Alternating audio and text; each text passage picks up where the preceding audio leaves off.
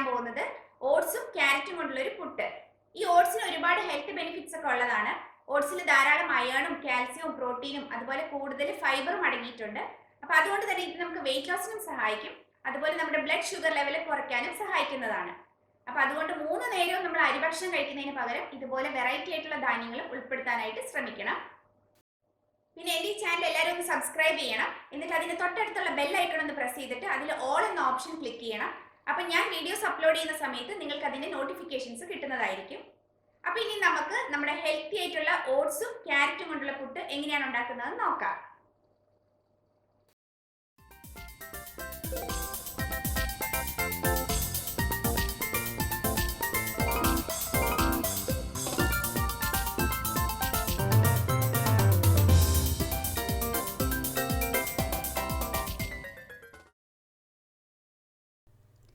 ഓട്സും ക്യാരറ്റും കൂടിയുള്ള പുട്ടുണ്ടാക്കാനായിട്ട് തുടങ്ങാം.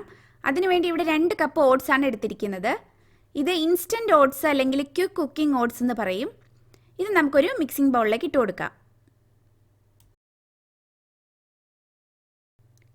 ഓട്സ് വേറെ 2 തരത്തിലും കൂടിയുണ്ട്. രണ്ടാമത്തെ ടൈപ്പ് എന്ന് പറഞ്ഞാൽ ഹോൾ ഓട്സ് അല്ലെങ്കിൽ റോൾഡ് ഓട്സ് എന്ന് പറയും. അത് നമ്മൾ ഇന്ന് എടുത്ത ഇൻസ്റ്റൻറ്റ് ഓട്സിനേക്കാളും കുറച്ചും കൂടെ വലിപ്പമൊക്കെ ഉണ്ട്. ഇത് വെച്ചിട്ടും നമ്മൾ ഇന്ന് ചെയ്യുന്ന അതേ മെത്തേഡിൽ പുട്ടുണ്ടാക്കാൻ പറ്റുന്നതാണ്. പക്ഷേ ചെറിയൊരു വ്യത്യാസമുണ്ട്, അത് ഞാൻ കുറച്ച് കഴിയുമ്പോൾ പറയാം. പിന്നെ മൂന്നാമത്തെ ടൈപ്പ് എന്ന് പറഞ്ഞാൽ സ്റ്റീൽ കട്ട് ഓട്സ് ആണ്. അത് ഈ ഗോതമ്പൊക്കെ നുറുക്കിയെടുത്തതുപോലെയൊക്കെ ഇരിക്കും. അത് വെച്ചിട്ട് നമ്മൾ പുട്ടുണ്ടാക്കാറില്ല. അപ്പോൾ ഇപ്പോൾ ഇവിടെ നമ്മളൊരു 2 കപ്പ് ഓട്സ് ആണ് എടുത്തിരിക്കുന്നത്. ഇനി ഇതിലേക്ക് ഒരു ക്യാരറ്റ് ഗ്രേറ്റ് ചെയ്ത് ചേർക്കാം. ഞാനിപ്പോൾ ഇവിടെ ഒരു വലിയൊരു ക്യാരറ്റാണ് എടുത്തിരിക്കുന്നത്. ഇനി നാട്ടിലൊക്കെ കിട്ടുന്ന പോലെ കുഞ്ഞു ക്യാരറ്റ് ആണെങ്കിൽ ഒരു 2 എണ്ണമൊക്കെ എടുക്കുന്നത് നല്ലതായിരിക്കും. ഇപ്പോൾ ഇവിടെ ക്യാരറ്റൊക്കെ ഗ്രേറ്റ് ചെയ്തെടുത്തിട്ടുണ്ട്. ഇനി ഇതിലേക്ക് ആവശ്യത്തിനുള്ള ഉപ്പിട്ട് കൊടുക്കാം. ഞാനിവിടെ ഒരു 1/2 ടീസ്പൂൺ ഉപ്പ് ചേർക്കുന്നുണ്ട്. ഇനി ഇത് നമുക്ക് കൈ വെച്ചിട്ട് നന്നായിട്ടൊന്ന് മിക്സ് ചെയ്തെടുക്കണം. നമ്മളിപ്പോൾ ഇവിടെ ഉപയോഗിച്ചിരിക്കുന്ന ഇൻസ്റ്റൻറ്റ് ഓട്സ് ആയതുകൊണ്ട് ഇത് നനച്ചെടുക്കാനായിട്ട് നമ്മൾ വേറെ വെള്ളം ഒന്നും ചേർക്കേണ്ട ആവശ്യമില്ല. നമ്മൾ ഈ ക്യാരറ്റ് ഗ്രേറ്റ് ചെയ്തെടുക്കുമ്പോൾ മനസ്സിലാവും ക്യാരറ്റിന് നല്ലപോലെ നനവുണ്ട്. അപ്പോൾ ആ ക്യാരറ്റിൻ്റെ നനവ് വെച്ചിട്ടാണ് നമ്മൾ ഈ ഓട്സ് നനച്ചെടുക്കാൻ പോകുന്നത്. അപ്പോൾ ഇതൊരു 1-2 മിനിറ്റ് നേരം നമ്മൾ ഇളക്കി കൊടുക്കുമ്പോഴത്തേക്കും ക്യാരറ്റിൻ്റെ ആ നനവൊക്കെ ഓട്സിലേക്ക് ആയിക്കോളും. അപ്പം അങ്ങനെയാണ് നമ്മളിത് നനച്ചെടുക്കുന്നത്. ഇനി റോൾഡ് ഓട്സ് ആണ് നമ്മൾ എടുക്കുന്നതെങ്കിൽ ഞാൻ നേരത്തെ പറഞ്ഞില്ലേ ചെറിയൊരു വ്യത്യാസം ഉണ്ടെന്ന്. അതെന്താണെന്ന് വെച്ചാൽ നമ്മൾ റോൾഡ് ഓട്സിലേക്ക് ആദ്യം തന്നെ ഉപ്പ് ചേർക്കേണ്ട ആവശ്യമില്ല. അതിലേക്ക് ഇതുപോലെ ഒരു ക്യാരറ്റ് ഗ്രേറ്റ് ചെയ്ത് കൊടുത്തതിന് ശേഷം ഇതുപോലെ 1-2 മിനിറ്റ് നന്നായിട്ടൊന്ന് മിക്സ് ചെയ്ത് കൊടുക്കണം. പക്ഷേ ഈ ക്യാരറ്റിൻ്റെ നനവ് മാത്രം പോരാ റോൾഡ് ഓട്സ് നനച്ചെടുക്കാനായിട്ട്. അപ്പോൾ അതുകൊണ്ട് നമ്മൾ ഓട്സ് ഏത് അളവ് കപ്പിലാണോ അളന്നെടുത്തത് അതേ കപ്പിന് ഒരു 1/4 കപ്പ് വെള്ളം എടുത്തിട്ട് ആ വെള്ളത്തിലേക്ക് ഉപ്പിട്ട് കൊടുത്ത് നന്നായിട്ടൊന്ന് ഇളക്കിയെടുക്കണം. എന്നിട്ട് ആ വെള്ളം നന്നായിട്ടൊന്ന് തളിച്ചു കൊടുത്തിട്ട് വേണം റോൾഡ് ഓട്സ് നനച്ചെടുക്കാനായിട്ട്. പിന്നെ റോൾഡ് ഓട്സിന് ഈ ഇൻസ്റ്റൻറ്റ് ഓട്സിനേക്കാളും കുറച്ചും കൂടെ വലിപ്പമൊക്കെ കൂടുതലായതുകൊണ്ട് വേണമെങ്കിൽ ഒന്ന് മിക്സിയിലിട്ടിട്ട് ഈ ഇൻസ്റ്റൻറ്റ് ഓട്സിൻ്റെ ആ ഒരു വലിപ്പത്തിലേക്ക് ഒന്ന് ക്രഷ് ചെയ്തെടുക്കാവുന്നതാണ്. പക്ഷേ പൊടിഞ്ഞു പോകാതെ സൂക്ഷിച്ചാൽ മതി. ഇപ്പോൾ ഇവിടെ ഓട്സ് നന്നായിട്ട് നനച്ചെടുത്തിട്ടുണ്ട്. ഇനി ഇതിലേക്ക് 1 കപ്പ് ചിരണ്ടിയ തേങ്ങ ചേർത്ത് കൊടുക്കാം. എന്നിട്ട് നന്നായിട്ടൊന്ന് ഇളക്കി കൊടുക്കണം. ഈ 1 കപ്പിന് പകരം വേണമെങ്കിൽ ഒരു 1/4 കപ്പ് തേങ്ങ എടുത്താലും മതി. ഈ തേങ്ങ ഫ്രഷ് ആയിട്ട് നമ്മൾ ചിരണ്ടി എടുത്തതാണെങ്കിൽ അതിൻ്റെ ആ ഒരു നനവും കൂടി നമുക്ക് ഈ ഓട്സിലേക്ക് കിട്ടും. സാധാരണ നമ്മൾ അരിപ്പൊടി കൊണ്ട് പുട്ടുണ്ടാക്കുന്ന സമയത്ത് അരിപ്പൊടി നനച്ചു കൊടുത്തതിന് ശേഷം ഇതുപോലെ കുറച്ചൊന്നെടുത്ത് പിടിച്ച് നോക്കുമല്ലോ. അപ്പോൾ ഇതുപോലെ കൂടി വരുവാണെങ്കിൽ നനവ് കറക്റ്റായി എന്നാണല്ലോ അർത്ഥം. അപ്പോൾ അതുപോലെ തന്നെ ഇതും റെഡിയായി വന്നിട്ടുണ്ട്. ഇനി നമുക്ക് പുട്ടുകുടത്തിൽ കുറച്ച് വെള്ളം വെച്ച് കൊടുത്തിട്ട് തിളപ്പിക്കാനായിട്ട് വെക്കാം.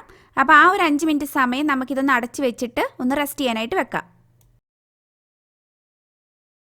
നമ്മളിപ്പോൾ ഇതിലേക്ക് ആവശ്യത്തിനുള്ള തേങ്ങ ചേർത്തിട്ടുള്ളത് കൊണ്ട് ഇനി പുട്ടുകുറ്റി നിറയ്ക്കണ സമയത്ത് ഇടയിലിടയിൽ തേങ്ങ ചേർക്കുന്നത് വേണമെങ്കിൽ ഒഴിവാക്കാം. ഞാനിപ്പോൾ ഇവിടെ കുറച്ച് തേങ്ങ ചേർത്ത് കൊടുക്കുന്നുണ്ട്. നമ്മുടെ ഈ പുട്ടുകുറ്റിയുടെ ചില്ല് അകത്ത് വെച്ചിട്ടുണ്ട്. ഇനി ഇതിലേക്ക് കുറച്ച് തേങ്ങ ചേർക്കാം. ഇനി നമുക്ക് പുട്ടിൻ്റെ മിക്സ്ചർ ചേർത്ത് കൊടുക്കാം.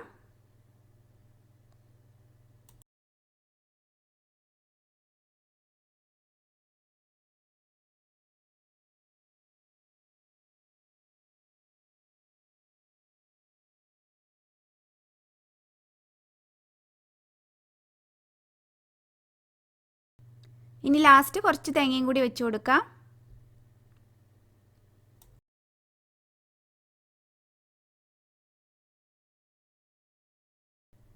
ഇനി ഇത് നമുക്കൊരു സ്പൂൺ വെച്ചിട്ട് ചെറുതായിട്ടൊന്ന് പ്രസ് ചെയ്ത് കൊടുക്കാം.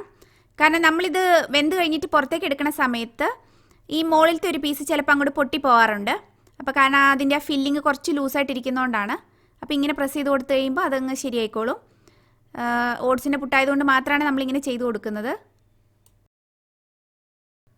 ഇനി ഇത് അടച്ചു കൊടുത്തിട്ട് നമുക്ക് പുട്ടുകുടത്തിലേക്ക് വേവിക്കാനായിട്ട് വെക്കാം. ഇപ്പോൾ ഇവിടെ പുട്ടുകുടത്തിലെ വെള്ളമൊക്കെ തിളച്ച് വന്നിട്ടുണ്ട്. ഇനി ഇതിലേക്ക് നമുക്ക് പുട്ടൂറ്റി വെച്ച് കൊടുക്കാം. ഇനി ഒരു 10 മിനിറ്റ് നേരം നമുക്ക് ഒരു മീഡിയം ടു ഹൈ ഫ്ലെയിമിൽ വെച്ചിട്ട് ആവി കയറ്റിയെടുക്കാം. ഒരു 10 മിനിറ്റ് ആയപ്പം പുട്ടുകുടത്തിൽ നിന്ന് എടുത്ത് പുറത്തേക്ക് വെച്ചിരുന്നു. എന്നിട്ട് ഒരു 2 മിനിറ്റ് അതിനകത്ത് തന്നെ വെച്ചതിന് ശേഷമാണ് ഇപ്പോൾ ഇത് പുറത്തേക്ക് കുത്തിയെടുക്കുന്നത്. അപ്പോൾ നമ്മുടെ ആദ്യത്തെ സെറ്റ് പുട്ട് ഇവിടെ റെഡിയായി വന്നിട്ടുണ്ട്. ഇനി ബാക്കിയുള്ളതും ഇതുപോലെ തന്നെ നമുക്ക് ആവി കയറ്റിയെടുക്കാം.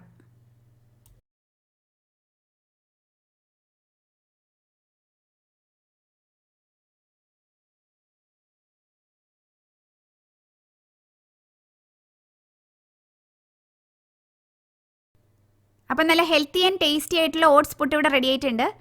ഇതിവിടെ ഇപ്പോൾ ഒരു 3 പേർക്ക് കഴിക്കാനുള്ള ക്വാണ്ടിറ്റിയാണ് നമ്മൾ ഉണ്ടാക്കിയിരിക്കുന്നത്. പിന്നെ ഇത് നമുക്ക് കറിയൊന്നും ഇല്ലെങ്കിലും തന്നെ കഴിക്കാനായിട്ട് നല്ല ടേസ്റ്റാണ്. അതല്ലെങ്കിൽ പഴത്തിൻ്റെ കൂടെയോ കടലക്കറി, പയറുകറി അല്ലെങ്കിൽ ബീഫ് കറി എല്ലാത്തിൻ്റെ കൂടെയും നല്ലൊരു കോമ്പിനേഷനാണ്. അപ്പോൾ ഈ റെസിപ്പി ഇഷ്ടപ്പെടുവാണെങ്കിൽ നിങ്ങൾ നിങ്ങളുടെ ഫ്രണ്ട്സൊക്കെ ആയിട്ടൊന്ന് ഷെയർ ചെയ്യണം. അതുപോലെ ലൈക്ക് ചെയ്യാനും മറക്കരുത്. വീണ്ടും മറ്റൊരു നല്ല റെസിപ്പിയുമായിട്ട് നമുക്ക് കാണാം. Okay, take care, bye bye.